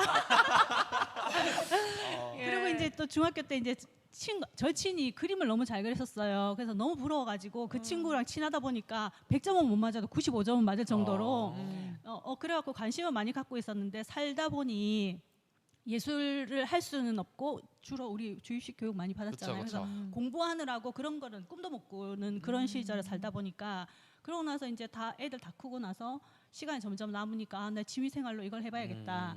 그래서 하다 보니까 나만 좋을 게 아니라 다른 사람도 행복하게 해주고 싶다. 그래서 이제 계속 하다 보니까 이 길로 접어들게 된 것 같습니다. 우리가 지금 이렇게 보면 다들 우리는 저 멀리 문신 선생님이랑 문신 선생님 세계적인 반열에 있지만 우리들의 뿌리랑 비슷한 것 같아요. 네네. 예, 지금 보면 나의 예술적인 싹을 특이한 토양이 있었다면 그것은 남과 달랐던 나의 어린 시절 내 나름대로 생활이 가져다 준 환경을 첫째로 들 수 있다. 라고 문신 선생님이 이제 자기 예술의 뿌리. 그 다음에 두 번째로 이제 한 게 추선동 산마루에서 내려다 보이는 전망. 그 다음에 푸른 빛을 머금은 잿빛이 가지. 이게 전부 다 문신 선생님이 쓴 말이에요. 자기 마산을 떠나 먼 길에서 고향을 해상하는 마음에는 조용한 호수와 같은 바다가 머릿속에 떠나질 않는다. 그러면서 이게 그림이에요. 1940년도 6년 그림. 1946년도 마산 앞바다입니다. 이게 이 지금 보면 그 추산동에서 보이는 바닷가입니다. 이게. 예, 그리고 이게 이제 1947년도 잔설이라고 이것도 추산동 언덕 같죠, 그죠? 추산동 언덕. 그다음에 이게 이제 여기 바닷가는 어딜 것 같아요? 제가 생각할 땐 추산동 거기서 보이면 진해하고 창원 이쪽으로 해서 이 바닷가 쪽 아닐까? 네, 기산동. 예. 네. 예. 그래서 이 부분이 저는 이제 이게 한번 그거와 비교해봤어요. 미술관에서 본 마산바다. 문신 선생님이 그 추산동 아파트 건립되고 또 그 대우 백화점 이게 그 당시 대우 백화점 그게 서였을 때 왜 그렇게 속상해했는지를 지금 이 사진을 보면 좀 이해가 가실 거예요. 맞아요. 경치를 예, 좀 미술관에서 본 마산바다. 응? 그 다음에 미술관에서 보인 바다. 이게 이제 다 그 문신 선생님 그쪽에서 나온 그 사진이거든. 86년도 11월 26일 날 이렇게 찍은 사진들인데 저는 이제 그 그림하고 비교하면서 이분의 마음속에 간직되어 있는 그리고 바닷길이 보이는 미술관이라고 하는 것이 바로 여기 출발점이 이게 아니었을까 싶어갖고요. 이거는 이제 공사 중인 미술관 언덕에서 본 바다. 눈 내리는 미술관. 와, 멋있죠? 진짜 멋있다. 멋있죠? 예, 제가 생각했는데 여기에 우리가 산다. 우리가 이곳 산다. 근데 그런 말 많이 하거든요. 우리 그 마산에 갈 데가 없어. 볼 게 없어. 이런 말 많이 해요. 그렇죠. 근데 많이 하죠. 네. 많이 하죠. 그래서 솔직히 제가 이게 가장하는 게 아니라 마산에 볼 게 없고 갈 데가 없고 우리는 좀 우리의 가치에 대해서 잘 모르는 거 아닐까? 근데 예술가들은요. 평범한 사람들이 보지 못하는 안목을 갖고 있어요. 근데 예술가들이 그 했었던 이 우리 고향 바다, 내 고향이니까 좋다가 아니라 우리에게 이런 아름다움이 있다는 것들을 상기시켜 준다는 면에서 저는 문신 선생님이 충분한 가치가 있다고 생각해서 이걸 갖다가 하고 조금씩 쉴까요? 근데 네. 그런 게 좀 중요한 것 같아요. 저도 뭐 다들 뭐 그런 생각 다 하시겠지만 보통 이제 뭔가를 이루려고 한다면 넓은 곳에 가려고 하고 좀 그런 경향이 있잖아요. 근데 당연히 뭐 눈이 넓어지면 보는 눈이 커지면은 좋은 것도 있고 한데 그런 것들을 이제 배워와서 자기 고장에 풀어놓는 것들이 꼭 필요한 과정이라고 저는 생각을 좀 하거든요. 한 번은 그런 적이 있었어요. 저기 오광대 이제 창녕에 있는 오광대 어떤 선생님이랑 같이 이제 얘기를 하다가 그런 얘기를 하시더라고요. 뭐 옛날에 뭐 악사들이 옛날에 조선시대 때 악사들이 서울에 전국에 이제 실력자들이 모인대요. 모여서 뭐 어디 뭐 광원도 장구제비 뭐 이렇게 다 꽹과리 상사위 다 모여가지고 이제 악단을 만드는 거죠. 그래서 왕을 모시다가 뭐 정권이 바뀌던지 아니면 뭐 외세 침략으로 인해서 다시 고향으로 딱 흩어지면은 이제 그 잘하던 사람들끼리 다 모여서 실력이 이만큼 엄청 는 사람들이 각 지역으로 퍼져가지고 똑같이 이제 그 모내기 하고 논밭 이렇게 가꾸면서 이제 악을 쳤던 거죠. 그러면서 거기서 또 파가 생기고 제자가 생기고 자연스럽게 같이 문화가 커져 왔다 이런 말씀을 좀 들었거든요. 지금도 우리가 마찬가지 가정 아닐까요? 맞아요. 제가 문신 선생님에 대해서 발견하고 맞아요. 그다음에 이 발견한 거 갖다가 비보이인 장동 선생님한테 그 춤을 갖다가 문신에 관한 춤을 추면 훨씬 더 좋지 않을까라고 얘기했고 또 켈리 우리 작가인 김정은 선생님 보고도 이걸로 가지고 친필 원고를 한번 써보면 또 다른 아름다운 전달을 할 수 있지 않을까? 또 김광희 과정이죠. 선생님도 이렇게 하면서 우리가 서로 영향을 주고 영향을 받고 이러면서 우리 지역의 문화를 하나하나씩 읽어 나가는 거 아닐까? 그리고 한편으로 또 드는 생각이 좀 예술에 대해서 그리고 자기 자신에 가지고 있는 우리 지역이 가지고 있는 것들에 대해서 평가가 박하다는 생각을 좀 저는 많이 해요. 저는 진짜 그 생각 많이 네. 해요. 선지자들은 고향에서 박해를 받는다. 왜 그러니까요. 문신 선생님은 이때까지 문신 선생님의 그 세계적인 평가에 비해서 우리 고향에서 너무 박했다는 생각이 들어서 저는 저의 글 쓰는 힘은 그 덕후들끼리 이런 얘기 하거든요. 이렇게 잘못 보고 내가 엄청 좋아하는 사람에 대해서 잘못 보는 거야. 다 궁예질이라고 그래요. 애꾸 눈으로 본다. 나는 궁예질과 싸운다는 느낌으로 그 억울함을 풀기 위해서 글을 씁니다. 그래서 문신 선생님 이렇게 제가 시는 서두르지 않는다 가우디를 비교한 게 아니 요즘에 뻑하면 정말 돈 있으면 다들 스페인 여행 가고 바르셀로나 가고 막 사그리다 파밀리아 성당 맡아 막 감동이다 그러는데 거기는 멀리 한 번밖에 못 가지만 우리는 일상적으로 갈 수 있다. 맞아요. 그죠? 네. 가까이 같이 있는 어떻게 보면 좋은 것들이 많은데 좀 우리가 스스로 우리 지역에 대해서 평가가 너무 박하지 않았나? 네, 그런 생각이 좀 듭니다. 저 같은 경우에도 여기 고향이 아니어가지고 정말 관심이 없었거든요. 근데 가만히 생각해 보니까 이 지역에 가장 오래 살았어요. 30년 가까이 살았는데 그래서 그렇게 생각하면 여기가 고향이 아닌가. 그리고 또 이제 그 전에는 몰랐던 것들을 이제 선생님들을 통해서 마산에 문신미술관도 있고 뭐 이런 대단한 작가가 있다. 그러면서 또 관심을 갖게 되니까 이런 것들도 우리가 누릴 수 있구나 하니까 정말 관심이 중요한 것 같아요. 그래서 우리가 이제 여행을 간다거나 뭐 이런 거 하면 멀리 아까 선생님 말한 것처럼 멀리 간다고만 생각했었는데 이제 주변을 돌아보고 우리 지역을 좀 돌봐야겠다 이런 생각이 들었어요. 그러니까 이게 우리 다 오늘 다 얘기 다 한 것 같아. 저도 조금 말을 좀 보태자고 하시면 지금 오늘 이 순간에 이제 여러분 선생님들의 얘기를 듣는 순간 제가 조금 전에 막 든 생각이 문신이라는 이름 두 글자에 생전과 사후에 주시는 메시지가 뭐 아까 초반에 말씀을 나눈 것처럼 서로 문화 예술 쪽에 다들 하고 계시니 그와 관련해서 든 생각인데 살아 생전에는 자기 지역에 기반한 고향 사랑을 실천하라고 누누이 강조를 하셨던 그런 메시지를 던져 주셨다면 돌아가신 사후에는 문화 예술을 통한 공동체의 복원이나 그리고 지금 말씀하신 것처럼 한 사람의 어떤 문신의 선생님이라는 한 분을 기점으로 그분을 연구하고 글을 쓰신 분이 던진 메시지가 춤으로 표현되기도 하고 켈리로 표현되기도 하고 사진으로 표현되기도 하고 즉 우리 지역 그 선생님의 말씀하신 지역 기반 안에서 다양한 문화 활동의 형태를 가진 맞아요. 공동체들이 모여서 할 수 있는 그런 기반을 던져주신 게 아닌가라는 지금 생각이 딱 맞습니다. 들거든요. 네, 맞아요. 근데 왜냐하면 저보고 이렇게 얘기하거든. 가르느까 지역 사람이라. 뭐라고요? 가르느까. 가리니까. 나는 누구냐면 김경현 선생님이 그랬어요. 가르느까 지역 사람.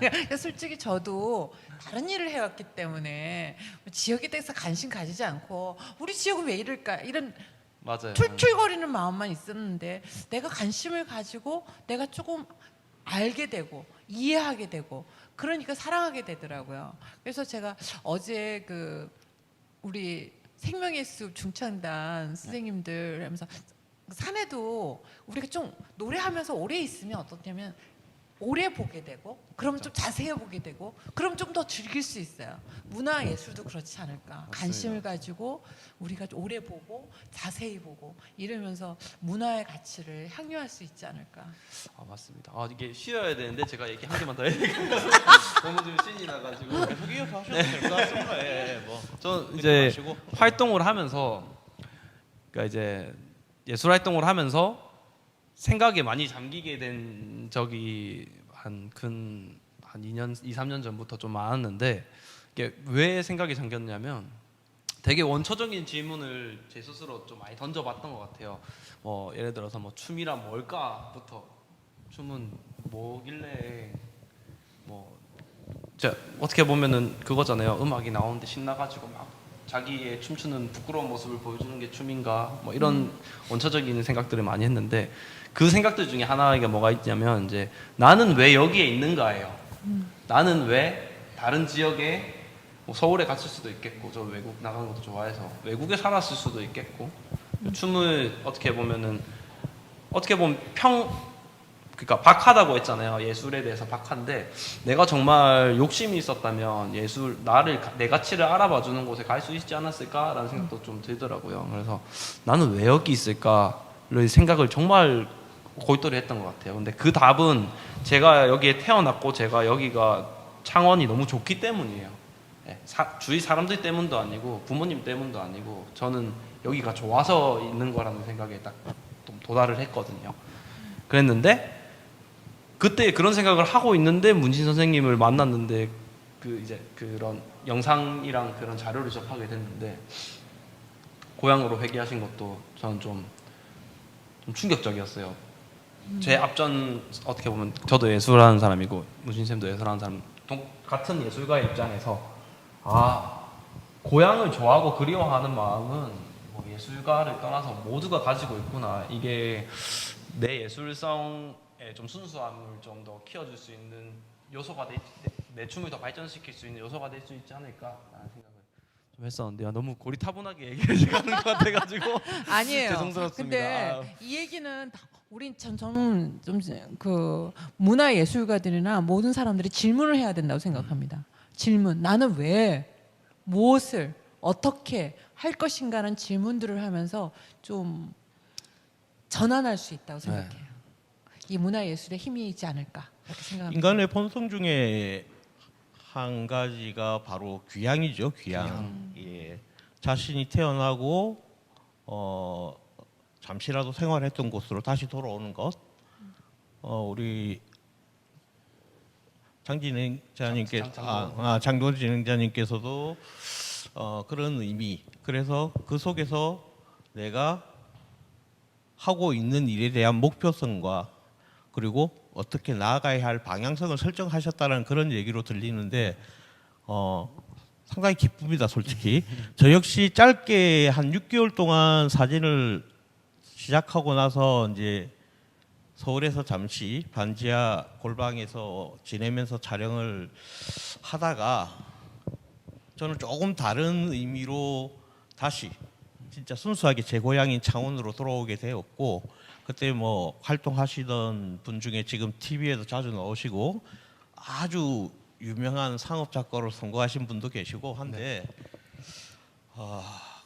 그래서 저는 이제 조금 이제 다르긴 하지만 그 짧은 6개월 동안에 데뷔하는 연예인들 사진을 찍고 상업적인 사진에 촬영을 하면서 제 시간을 쫓기다 보니 제가 귀향한 이유는 시간적인 여유였습니다. 내 그 6개월 동안 삶에 있어서 부족했던 내 삶을 채우기 위해서 나는 돌아와야 되겠다. 그와 동시에 진행됐던 게 이제 순수 내 고향에 이제 사계절을 담아보자가 했던 목표를 설정하게 되었던 거고요. 그래서 문신 선생님께서도 그런 것 같아요. 그렇게 성공 가도를 달리고 외국에서는 이렇게 이름을 날리고 있었지만 본성인 귀향, 내 고향으로 돌아와야 되겠다라는 것에 대한 그 본성이 일어남과 동시에 고향인 이곳 마산으로 돌아오지 않았나 이런 생각이 네, 듭니다. 우리 여기서 끊읍시다. 문신 선생님 일대기 얘기죠. 그런 얘기를 하다가 저희 자신을 좀 돌아보는 시간을 좀 가졌던 것 같아요. 과거에는 우리가 어떻게 이게 예술을 시작해 왔고 이제 어떤 마음가짐으로 여기에 있는가에 대한 얘기를 한 것 같은데 되게 자연스럽게 문신 선생님이 좀 의도였을까요? 좀 전하고자 하는 여기 마산에 회귀하셨던 것들이 자연스럽게 저희가 또 얘기하다 보니 또 나오는 것 같아요. 의도가 좀 그랬을까요? 아니요.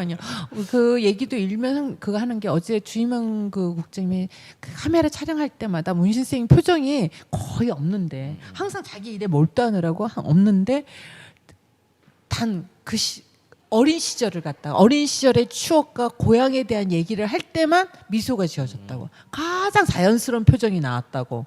가장 그러니까 고향을 좋아하고 사랑하고 고향에 돌아오고 싶어 했던 건 사실입니다. 사실이고 네. 그거하고 이제 그 참 보면 프랑스에 일본에 갔을 때 완전히 그 당시 일본에 밀항했다고 그랬잖아요. 밀항 할 때 같은 경우에는 증명서가 없으면 도항 증명서가 없으면 못 가요. 도항 증명서가 없는. 근데 거의 막 학생이지 않고 그냥 간판 그리다가 이렇게 친구가 너는 그림 재주가 좋으니까 일본을 가는 게 좋겠다고 그래갖고 갔을 때는 거의 막 숨어서 가다시피 했었거든요. 근데 이제 고학해갖고 다시 이제 한국 왔다가 다시 또 프랑스 갈 때도 그때도 굉장히 어려웠습니다.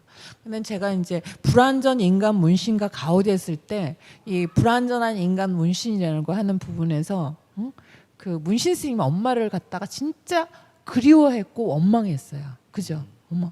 근데 그랬을 것 같아요. 그랬기 때문에 이 여자들에 대해서는 문신 쌤이 여자들이 엄청 많았어요. 어렸을 때부터 이렇게 그 해방 이후로 해방됐을 때 돌아왔을 때 그 결혼하지 않은 모델 출신의 여자가 있었어요. 근데 문신 쌤이 그 한국 전쟁 기간 동안에 머리 길었다는 이유로 빨치산을 오해돼갖고 감옥에 가 있었거든요. 잡혀갔거든요. 네. 한 3달 동안 있는 동안에 그때 폭격기를 만나갖고 그 모델 출신의 여자가 하상을 당해갖고 죽었어요. 그럴 때 엄청 충격받았대요. 근데 그때 이제 1952년도에 첫 번째 결혼하시거든요. 근데 이 분은 어제 얘기하셨잖아. 막 문신 아니면 못 산다고 그래갖고 결혼했는데 미인이기도 했대요. 근데 그 당시 이제 자유분방한 이런 것들 때문에 결혼이 파탄이 된 거예요. 그러니까 그 당시 이혼은 받아들여지지가 않고 너무 창피해갖고 막 프랑스에 가야겠다는 생각밖에 없는 거예요. 그래서 그리고 나는 이제 문신 스님이 어렸을 때 불효했기 때문에 가정에 대한 기대가 더 컸을 거라고 생각하거든요. 근데 그 가정을 지키지 못하고 프랑스로 갔고 아이들을 남겨뒀을 때 엄청 갈등의 그거였을 것 같아요. 그래서 이제 그리고 이제 그 유럽에 이제 프랑스에 갔는데 너무 살기가 힘들잖아요. 근데 여기에 우리 지역에 성형외과 의사 1호 했던 정성채라고 그 성호초등학교 동창이었어요. 근데 전시회 때 모자라고 하는 그림을 사준 거야, 이 사람이. 근데 또 파리에 그 학회 때문에 맞다가 우정이 사랑으로 변한 거지. 와라. 네가 오면 내가 너의 예술 할 수 있는 조건을 다 마련해 주겠다. 아주 부자여갖고 그 여자의 집이 그 여자의 집이 신성이라고 어맹난 집하고 가까이 있었대요. 결혼도 워크힐에서 막 이렇게 해갖고 엄청 화려한 결혼을 했는데 문신 선생님은 항상 여자들을 따르고 여자들도 또 이렇게 불같은 연애를 했겠죠. 근데 여자들한테 안주를 못했어요. 우리가 생각하면 작업 환경도 마련해주고 막 이렇게 하는데 이 여자랑 이분은 워낙에 굉장히 부유한 가정 출신이고 좀 더 집 가정과 생활을 많이 하는 일을 하기를 요구하는 분이었거든요. 이제 주임원 국장님 말로는 천재들은 약간의 정복의 욕구가 있대. 그래서 그러고 나면 시들해진대. 그래서 내가 그럼 나는 정성채 그래갖고 2년도 안 되고 너무 이분은 이혼 안 하겠다고 하고 그 사람도 재혼이었거든요. 그래갖고 막 성호 초등학교에 있는 동창들이 해갖고 두 번째 이혼을 하고 다시 이제 프랑스에 갈 때는 그때는 이제 난 진짜 예술가가 진짜 세계적인 예술가가 돼서 돌아오겠다는 도끼를 품고 가는 거예요. 그리고 두 번째 연애까지 했죠, 그죠? 네네. 세 번째는 누굴까요? 리아라고 아세요? 알아요. 여기 화랑 있는 것도 알죠? 이 네네, 창동 알죠. 예술촌에. 리아는 캠브리지대 출신이었어요. 그러니까 그 리아는 여자들이 그러니까 문신 선생님에게 제가 이렇게 뭐 번민과 방황의 원인이었지만 솔직히 에너지의 원이기도 하고 그들로부터 엄청난 지원을 받았어요. 리아 같은 경우는 어떠냐면 프랑스에서 성공하기 위해서 세 가지 조건이 필요해요. 첫 번째, 평론을 잘해줄 사람 필요해요. 두 번째는 뭐냐면 이 그림에 대해서 전시할 수 있는 화랑이 있어야 돼요. 세 번째는 문신 선생님처럼 잘 이렇게 실력 있는 사람인 거죠. 실력과 평단과 그 다음에 화랑이 있어요. 이걸 제공해 준 게 리아였어요. 근데 리아를 버렸다고 그러는데 리아한테 청혼을 했어요. 문신 선생님이. 근데 리아가 그때까지만 해도 확신이 없었어요. 유태인이었거든요. 그리고 이 여자 굉장한 뭐랄까 상속인 이래갖고 이 결혼을 미뤘어요. 결혼을. 그랬는데 그러던 중에 누구를 만났다? 최성수 관장님을 만났습니다. 이거는 바르셀로나에 하는데 18세의 문신 너무 잘생겼죠, 그죠?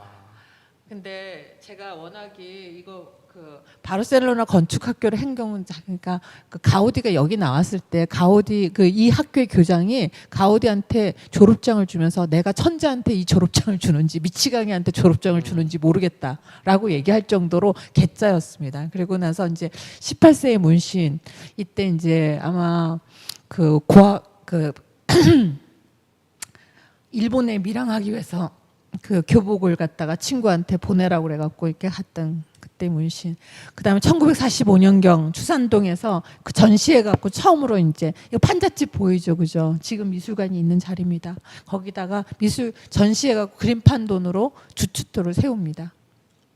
예, 이제 그 최성숙 관장님의 젊은 시절입니다. 혹시 이 머리에 뭐가 보입니까?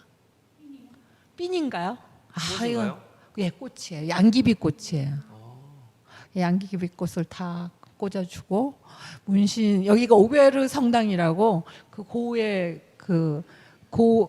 방고우의 그 그림의 배경도 되고 그랬던 곳이에요. 그래서 문신 선생님은 막 최성수 관장을 그려주고 둘과 이제 24살의 나이 차이에도 불구하고 불같은 사랑을 했는데 최성숙 관장님은 뭐라고 얘기를 하냐면요.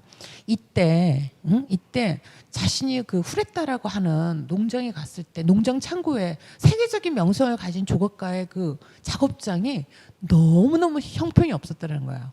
거기에는 이 조각이니까 조각을 해야 되니까 이 체력이 요구되잖아요.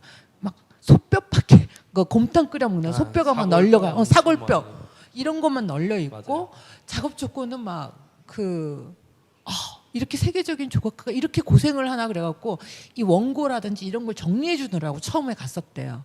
근데 그 막 이렇게 정리해 주려고 딱 보니까 거기에 뭐라고 했냐면 나는 내가 오직 눈물을 흘려야 되는 유일한 이유는 내가 이 한때나마 나의 작업을 이 고향에서 하지 못하고 타국에서 나의 작업을 소진하고 있다는 것에 대한 아쉬움이라고 얘기를 하면서 막 내가 고향을 갈 수 있는 징금다리 역할을 해달라는 거야. 왜 고향에 가야 되는데요? 그 당시만 해도 막 세계적 프랑스에서는 기아라고 막 이렇게 할 정도였는데 나는 해야 될 일이 있다. 내 고향에 추산동이란 땅이 있는데 그곳에서 미술관을 지어야겠다. 근데 혹시 조각가나 화가가 자기 미술관 지은 거 봤어요? 들어본 적 있어요? 그죠? 본것 같아요. 못 본 것 같죠.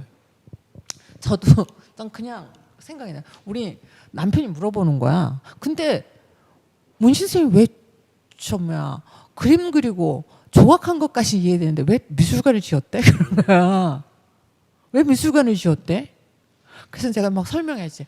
옛날에 목수하면서 번 돈으로 그 고학하면서 그 번 돈으로 수산동 땅 샀거든. 그리고 난 다음에 또 그 프랑스에서 라브넬 성당 막 고치면서 그 미장이 석공 이게 목수했던 그걸 그 기술로 가지고 또 있으니까 그 건축도 하지 않았을까 막 이렇게 얘기했거든. 근데 운신 선생님이 생각해 보면 1970년대 발카레스 해변에서의 그 태양을 향하여 태양의 인간 그것 때문에 그 세계적인 명성을 얻었잖아요. 그곳이 어떤 곳이냐면 바로 스페인으로 가는 길목입니다.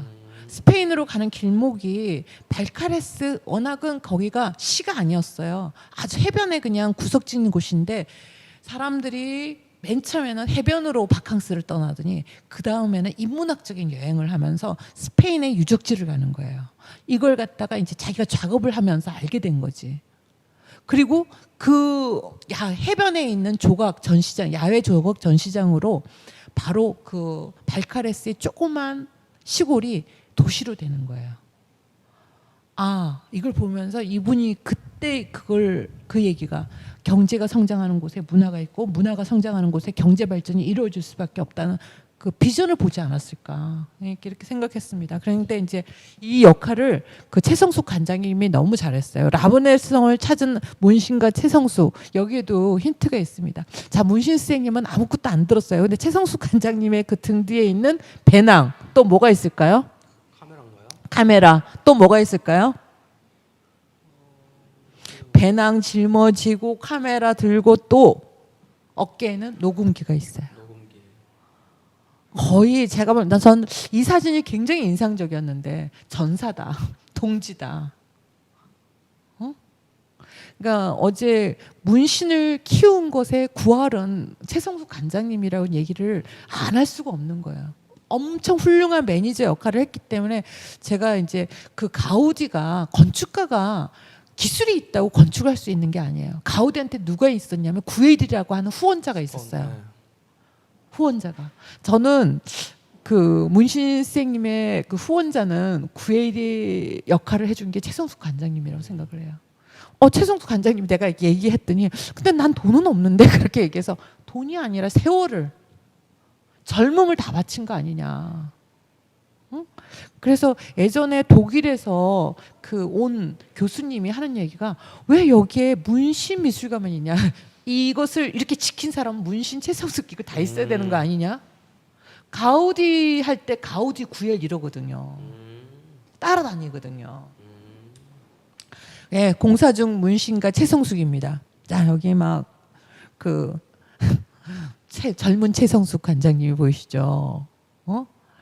근데 최성숙 관장님이 워낙 이 머리를 올렸잖아요. 왜 올렸냐면 너무 나이 차이가 나잖아요. 그러니까 좀 나이 들게 보이게 하고 해야 되는 거예요. 근데 어제 주임현 국장님이 얘기하면서 하는 게 두 사람이 진짜 서민처럼 살았다는 얘기하면서 이런 두 사람이 비싼 옷을 입은 것을 본 적이 없다. 최성숙 관장님의 이런 약간 화려하게 꾸미는 게 그 자기 약간 액세서리 이런 거 전부 다 시장 옷이었다. 이런 얘기를 하잖아요. 제가 집에도 방문하면서 정말 서민과 같이 살았어요. 도섬에서 문신 선생님하고 최성숙 관장님을 보면 이제 최성숙 관장님이 같이 늙어 가는 거 같죠. 머리를 이렇게 올리고 24살 차이가 남에도 불구하고 이렇게 하고 그 다음에 이제 그때 이 도섬에다가 도섬 조각입니다. 제가 일부러 이런 여기 보이는 누굴까요? 접니다. 우리는 시민들은 이렇게 도섬에 있는 조각 앞에서 즐길 수가 있어요. 이렇게 보면서. 그 다음에 이제 경주 방문할 때도 보면 이 완전히 문신 선생님은 홀로 막 이렇게 하고 최성숙 관장님은 지금 완전 매니저예요. 사진기 하고 가방 들고 매니저 역할을 했습니다. 저는 그래서 큰 바의 얼굴이 된 문신 선생님에 대해서 이 최성숙 관장님이 매니저 역할들을 했고 또 이 큰 바의 얼굴처럼 된 문신 이게 우리한테는 뭐 사람들은 그런 얘기들 많이 하거든요. 문신 선생님은 아니 문신 선생님 왜 이렇게 많이 결혼을 했어? 왜 리아가 그렇게 하게 했는데도 그랬을까? 근데 어떻게 하면 내 문신 선생님이 판단한 것 중에 하나, 리아는 한국에 와서 살지는 않을 거다. 내 고향 마산에 와서 이 미술관을 세우는 데까지는 할 수 없을 거다라는 판단을 했기 때문에 저는 여기서 그리고 여기서 자연과 어울리는 미술관을 했고요. 그다음에 이제 신화가 된 두 천재의 죽음. 가우디도 굉장히 씁쓸하게 죽었습니다. 그냥 내내 건축만 하다가 전차에 치였어요. 전차에 치였는데 사람들이 전차 그 운전사는 그냥 지나가고요. 사람들이 보고 너무 허름한 복장을 하고 있으니까 아무도 세 사람들이 다들 그냥 지나쳐 버렸어요. 그래서 그 골든 타임을 넘겨갖고 이 사람들이 이제 막 너무 이 사람들이 애달파하게. 왜냐하면 이분은 생활 자체도 이 가우디도 굉장히 이렇게 생활이 단조로웠어요. 기도하고 그 성 가족 성당 그것만 짓고 그리고 난 다음에 산책 한번 하고 그랬는데 갑자기 없어진 거예요. 근데 거기에 어디에 있었냐면 아무 그게 없으니까 노숙자 병원에도 있었어요. 그 자기의 모든 것도 헌신한 사람이었는데, 근데 우리 이제 그 문신 선생님의 죽음도 솔직히 내 고향 마산을 위할 것처럼 그 추산동 아파트가 세워지면서 이 반문화적인 행정에 대해서 처음으로 싸우시게 되는 거예요. 예, 그래서 1926년 6월 10일 날 그 가우디의 장례식 때 이런 사연을 알려서 바르셀로나의 사람들은 모두 다 그냥 말을 하지 않아도 갑자기 다들 그 검은 정장을 입고 바르셀로나의 한 천재가 우리 곁을 떠났다. 그리고 바르셀로나의 한 성자가 우리 곁을 떠났다. 돌마저도 그를 위해 울었다. 이런 식으로 그 시민들이 진정으로 슬퍼했어요. 그다음에 우리도 난 문신 선생님의 스토리가 약간 그 신화와 같다는 생각이 들었어요. 왜냐하면 어제도 얘기했지만 1994년 5월 27일 날 개관식을 했거든요. 근데 장례식이 1995년 5월 27일 개관 1주년 날 딱 한국에 와갖고 진짜 문신 미술관만 다 지어갖고 그리고 돌아가셨어요. 정말 그 어제 그 개관식에서 보여주는 표정이 별로 없으신데 개관식에서 이렇게 보여준 모습이 막 환하게 미소 짓고 너무너무 좋아하는 모습을 했거든요. 근데 그 후 1년은 행복하지 않았어요. 싸우느라고. 그때도 제가 이게 이 94년 12월에 불빛 조각이 있잖아요. 난 이거 사연을 꼭 말해주고 싶다는 생각이니까 막 그 추산동에 자기는 지금 막 이 마지막으로 일을 해야 되는데 추산동 그 아파트 막 공사 이것 때문에 너무 속상해갖고 내 고향 떠나겠다라고 하기도 하고 미술관 문도 닫기도 하고 막 그랬었거든요. 근데 돌아오면서 한 일이 뭐냐면 이걸 갖다 이 도심을 아름답게 밤이 깜깜하면 이 불빛 조각을 만들어 갖고 깜깜해서 이렇게 하면 예쁘겠다는 생각을 하고 돌아온 거야. 엄청 긍정적이지 않아요? 나는 이 사연을 꼭 얘기하고 싶은 게 이 불빛 조각을 이제 그 최성숙 관장님의 글에 보면 그러거든요. 아니 막 고향을 떠나겠다고 하더니 이제 어느 날 짐을 싸갖고 고향으로 돌아오면서 갑자기 용산상가를 가자라고 그러더래요. 그래서 무슨 거 하더니 막 철사를 막 사더라는 거예요. 그리고 막 전구를 사더라는 거예요. 그러더니 이제 꿈좀줄 사더니 이걸 상상을 해내는 거예요. 그래서 항상 근데 문신 스님이 이런 방식이었어요. 자기한테 어떤 고난과 역경이 있으면 그것을 다른 식으로 승화시켜서 이렇게 해서 이 불빛 조각이 굉장한 반향을 일으켰다고 하거든요. 근데 저는 이런 부분에서 참 대단하다. 그리고 두 사람이 또 공통점이 뭐냐면 자신이 지은 건축물에 자신의 무덤이 있습니다. 문신 선생님의 무덤도 문신미술관 뒤에 있거든요. 뒤에 있고 그 다음에 그 가우디도 성자만이 묻힌다는 성파글리다 그 지하 성당에 있습니다. 그래서 아마 이렇게 그 자신이 지은 건물에 자신의 무덤이 있는 예술가들은 드물지 않을까 이런 생각을 좀 했었고요. 저는 문신과 가우디는 신이 서두르지 않게 인간이 서둘러야 했다. 신의 경지에 이르기 위해서 노예처럼 작업했다.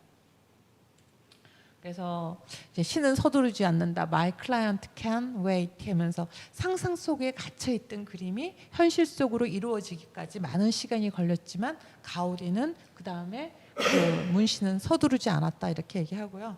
자, 그 다음에 이제 그 혹시 네. 문신 선생님 조각 앞에 있잖아요. 네네. 그러면 날씨에 따라도 이 조각이 다르지 않아요? 저는 그건 느꼈어요. 비가 오거나 이러면은 조금 물방울 맺히는 것도 좀 저 그 시메트리 네. 좀 맺히는 거 보면은 좀 다르게 보이긴 했었어요.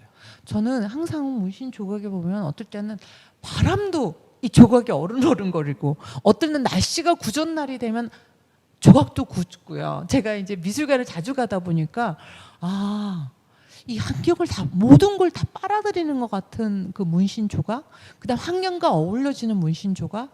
그래서 제가 그 우리 지역에 흩어져 있는 조각을 그 김광신 작가님한테 좀 한번 사진 찍어달라고 부탁을 했었거든요. 한번 그걸 좀 보도록 하죠. 아, 네. 우리 도시에 새겨진 문신 선생님의 조각품들을 이제 사진 촬영하신 사진 작가 김광신 작가님 말씀 잠깐 읽겠습니다. 예, 우리 뭐 지역에 제목은 좀 거창합니다만은 사실은 우리 문신 선생님 탄신 100주년을 기념하기에 앞서 사실은 저도 몰랐던 사실을 우리 이춘 선생님의 요청으로 이번 촬영을 진행하면서 많이 배우게 되고 느끼게 되었습니다. 그래서 첫 번째로 제가 좀 말씀드리고자 하는 것은 지금 여기 계신 분들 중에서 우리 지역에 몇 군데가 문신 작품, 문신 선생님의 작품 또는 뭐 조형물로 설치가 되어 있는지 아시는지 뭐 아시겠죠? 예. 다는 몰라도 예. 곳에 있는 건 알고 있어요. 예.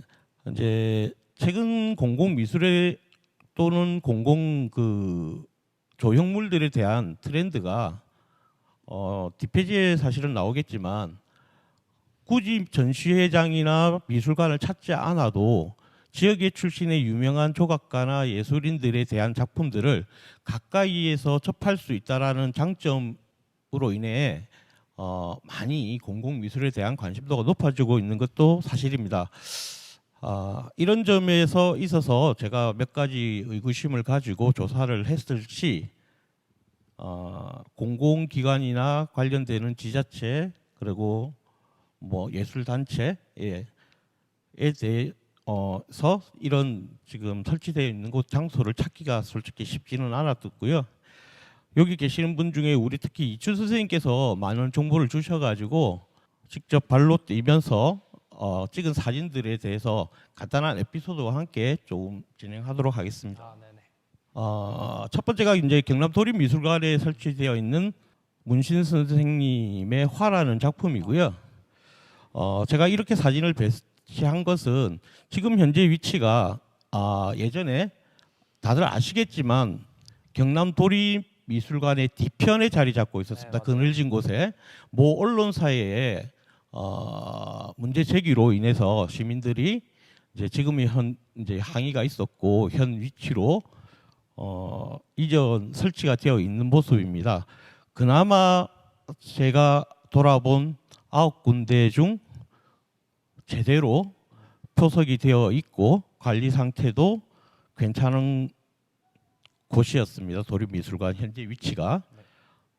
여기서 에피소드를 말씀드리면 촬영 당시에 젊은 남녀 한 쌍이 선생님 작품 옆에 이제 화면 상으로 왼편에 있었는데 이분들에 대해서 이제 문신 선생님에 대해서 물어보고 이 작품에 대해서 조금 물어봤을 때 안타깝게도 들어보지 못한 이름 그리고 이게 작품입니까 조형물입니까 라는 대답이 들어왔었고요. 그러면서도 마지막에 이분들이 하신 말이 작품이면 표석이 너무 작아 볼 수 없다. 그렇게 유명하신 분들의 작품임에도 불구하고 접근하기가 너무 조금 그렇다. 이게 단위 보기보다 높습니다. 맞아요. 예, 높게 되어 있어서 그렇고요. 두 번째로 보실 것은 창원 성산 아트홀 야외에 설치되어 있습니다. 표석이 제목과 작가 이름만 딱 나와 있습니다. 여기에는 기타 2018년도인가 같이 야외 그러니까 조각 비엔날레에 설치되었던 작품이 있지만 오히려 문신 선생님의 작품이 더 초라하고 그러니까 표석 자체가 너무 단순화되어 있고 그 어디를 둘러봐도 세계적인 조각가 문신 선생님의 작품이라고 설명하는 표석조차가 하나가 없습니다. 그렇죠. 예. 여기서 에피소드는 제가 이 사진을 찍고 있을 때 5년을 그러니까 석산 아트홀에서 5년을 근무하신 분께 제가 질문을 좀 드렸습니다. 지나가시는 분을 찾고 네. 마찬가지입니다. 문신요? 뭐 요즘에 최근에 뭐 100주년 사업한다고 하시던데 정도. 예, 그나마 감사했습니다. 솔직하게. 예. 이것은 내나 저기 경남무역회관의 앞에 있는 저 문신 선생님 작품인데 여기는 정말 보기 힘든 위치고요. 일반인들이 접근조차 하기 힘들게 되어 있습니다. 화면 오른쪽 편에 지금 나오지는 않지만 주차장입니다. 그리고 좌측편으로는 지하도로 내려가게 됐습니다. 지하 주차장으로 들어가는 진입구, 즉 이렇게 지상과 지하 주차장이 만나는 곳에서 이 조각상이 있다 보니 높기도 높지만 차들로 주차된 차들로 인해서 일반 시민들이 접근하기가 상당히 불리하고요. 여기에는 표석 그 어디에도 문신 선생님이라는 뭐 작게라도 도립미술관처럼 그렇게 새겨진 표석 하나 없습니다. 단지 저기에 문신 선생님의 서명만 있을 뿐입니다. 저기 제가 사진에 동그랗게 표시하는 위치가 사진으로 찍어서 저 정도로 나오는데 일반 시민들이 그러니까요. 주차 있는 사이를 뚫지를 못하는 경우에는 저것도 알 수가 없는 상태로 지금 전시가 되어 있습니다. 조형물로. 자, 이게 이제 구창원백화점 앞에 있는 곳인데요. 문신 선생님의 화라는 작품이고요. 역시 마찬가지입니다. 표석이 작품의 하단 쪽에 새겨져 있습니다.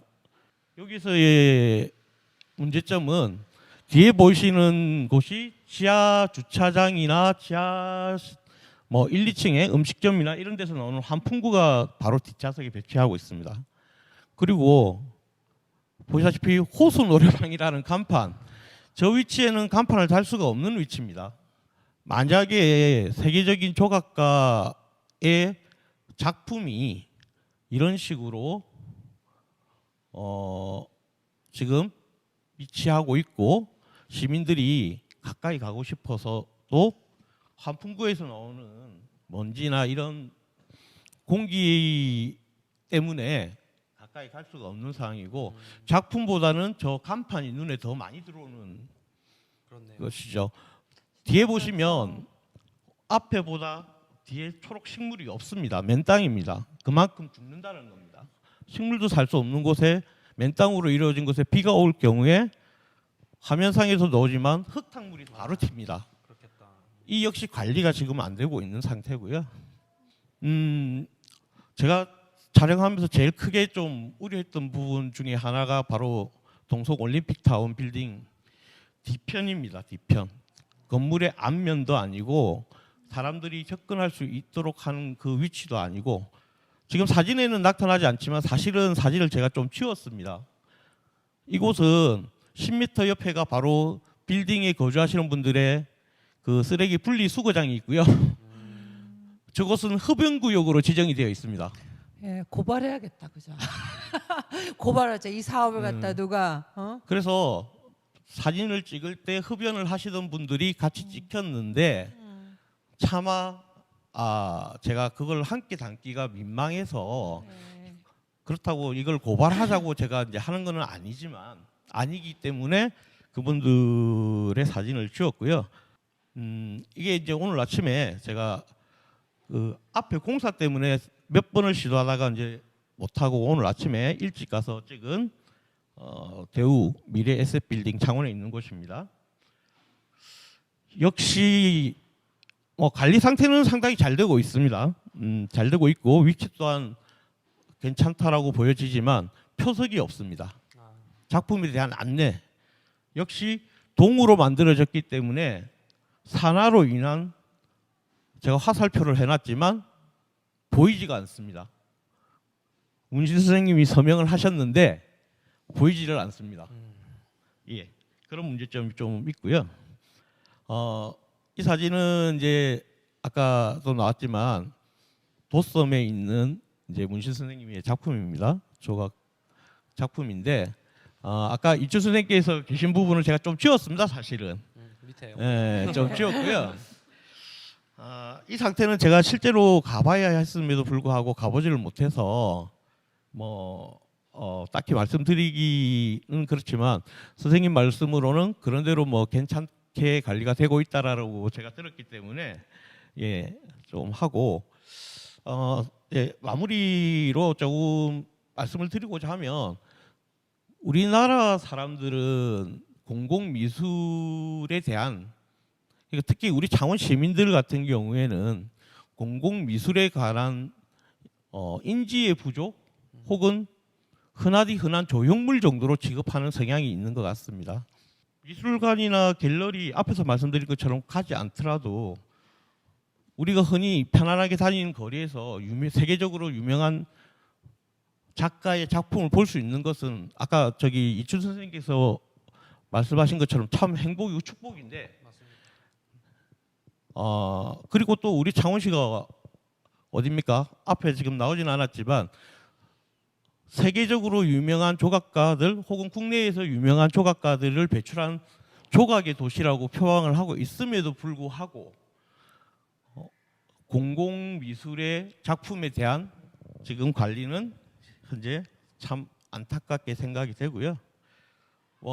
이 다음 부분은 사실은 제가 촬영을 하면서 좀 느꼈던 부분인데 세계적으로 주목해야 되는 게 뭐냐면 공공미술은 공공정물은 좀 다르지만 공공미술은 작품성뿐만 아니고 장소성이라고 해서 공간의 위치, 배치를 상당히 고려를 많이 해야 되는 겁니다. 그럼에도 불구하고 제가 이제 직접 촬영하면서 느꼈던 부분들을 정리를 했는데 아까 앞에서 말씀드린 도립미술관은 언론사에서 제기하지 않았다면 해결되지 않았을 문제의 위치 이전, 동성올림픽타운도 마찬가지고요. 지금 문제가 되고 있고 관리가 소홀하다고 보여지는 곳은 대부분이 세계적인 조각가 문신 선생님이란 작품이라는 이름에 맞지 않는 곳, 그리고 관리가 지극히 소홀한 곳이라고 제가 생각이 되는 곳이었습니다. 이제 제안 사항으로는 저는 좀 이랬으면 좋겠다라고 해서 사진 옆에 보시면 우리 왜 고주택 같은 고택이나 이런 관광지를 갔을 때 고택에 대한 설명 안내판이 있습니다. 안내판. 최소한 그 정도 높이로는 되어야지 시민들이 이 안내판을 그냥 조금 떨어져서 읽어보더라도 이 작품은 문신 선생님의 작품이구나. 그러면 내가 문신에 대한 사람에 대해서 공부를 조금 하게 될 수도 있고 그쵸. 우리 지역을 대표하시는 분이었구나, 세계적인 조각가구나라는 이런 관심을 가지지 않을까. 그래서 문신 100주년, 그러니까 탄신 100주년을 하기 전에 가장 우리가 먼저 해야 될 것은 그 조각 작품들에 대한 이런 안내 설치, 작품에 대한 설치, 시민들이 관심을 가질 수 있도록 하는 것이 첫 번째가 아닐까라는 생각을 하면서 이번 촬영과 조사를 마쳤습니다. 네. 감사합니다. 의미 있는 작업이었습니다. 박수. 되게 그쵸. 그 사진 작가님이 보셨을 때는, 그러니까 일반 시민이 봤을 때도 좀 이게 좀 부족하다, 장소성이나 약간 관리가 좀 부족하다 느끼는데, 아니 사진 찍는 작가님이 보셨을 때는 그 무덤이 다 보셨을 건데 얼마나 그게 안타깝게 느껴졌을지. 진짜 좀 이게 마지막 저희 마무리가 좀 안타깝게 오늘 좀 그런 얘기가 이어지네요. 네. 저는 솔직히 이제 어디 다닐 때 문신 선생님 조각 보면 막 사진 찍고 또 거기 여기도 있구나, 여기도 있구나, 우리 도시에 이렇게 곳곳에 있구나, 이것만 봤었는데 또 이렇게 문제점들을 또 지적하고 또 문제점들이 그쵸. 건의되고 이게 이제 이게 공공조각의 역사가 우리가 그렇게 오래됐지 않습니다. 공공조각 생긴 지 별로 얼마 안 됐고 그러다 보니까 이런 문제점들이 또 이런 기회를 통해서 그쵸. 같이 얘기되고 건의되고 그럴 수 있는 것도 또 의의가 있으니까. 맞습니다. 꼭 네, 수고하셨습니다. 수고하셨습니다. 네. 진짜 꼭 필요한 이야기였던 것 같습니다. 감사합니다. 그리고 얘기를 하나 더 덧붙이자면 전 또 그런 생각이 드네요. 그 호미곶이라고 하나요? 이렇게 손 이렇게 올라와 있는 것이요. 포함요. 예. 호미곶도 있고 그리고 거기 호미곶에 있는 건가요? 그 우체통 엄청 큰 거 있잖아요. 네. 그런 게 그 지역에 이제 랜드마크가 되어서 이제 네. 데이트 코스도 될 수 있고 저는 아까 광진 쌤 말씀하셨던 게 딱 그런 것 같아요. 거기는 이게 손 이거랑 바닷가밖에 없어요. 근데 그거를 보러 모든 사람들이 이제 와가지고 이제 사진 찍고 그런 관광지가 됐고 거기 또 경제가 활성화되는 거잖아요. 그 동네가 활성화되는 거고 그런 것처럼 뭐 시에서 이제 좀 지속적인 관리를 하면서 어떻게 보면 저는 문신미술관이 여기에 랜드마크가 되어야 한다 생각을 해요. 가장 첫 번째로 생각나는 아까 조각가의 도시 그리고 문화도시 창원이라고 저희가 얘기를 지금 이제 좀 시작이 되었지만 어제 시장님도 그 말씀하셨어요.